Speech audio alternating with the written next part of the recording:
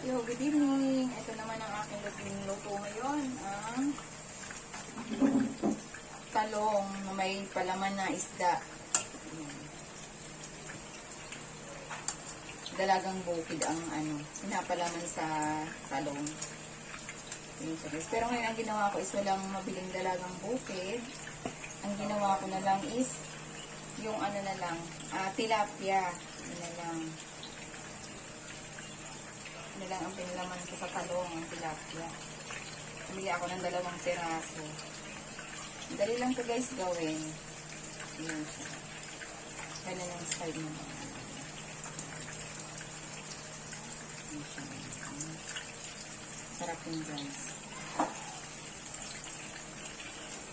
Yun siya. Ito lang natin siya. Paborito nga ito ng anak ko. Pangalan ko. Ang gusto niya. Pero mas masarap talaga yung dalagang bukid yung pinakapalaman niya.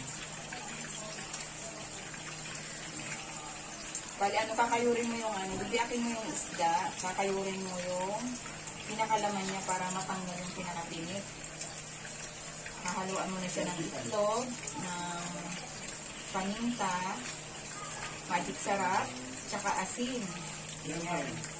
Isang itlog. Depende sa dami kung marami.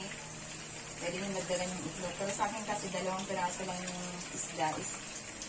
Isang itlog lang nilagay ko. Yan. Halu-haluin nyo lang siya guys. Then, maghiwa na kayo ng talong. Yan. Para ipapalaman nyo na siya. Dali lang gawin. Yan. Kasi prito-prito lang siya. Pinakasawsawan nito guys is toyo na may sibuyas. Ayan. Pwede mo rin siyang lagyan ng sili kung gusto mo. Toyo na may sibuyas lang yung pinakasawsawan niya. Masarap yun guys. Kaya nyo itong gawin. Kaya nyo din lutuin. Madali lang itong gawin. Ito na guys, ang niya, pinaka-finished product niya. Ayan na siya. Luto na ang ayan. Ang brito ko na. Ayan siya. Tapos, ito naman ang kanyang sausawan. Ayan. Ano yan? Sibuyas na may toyo. Yan ang pinakasausawan niya, guys. Ayan, pwede nang kumain.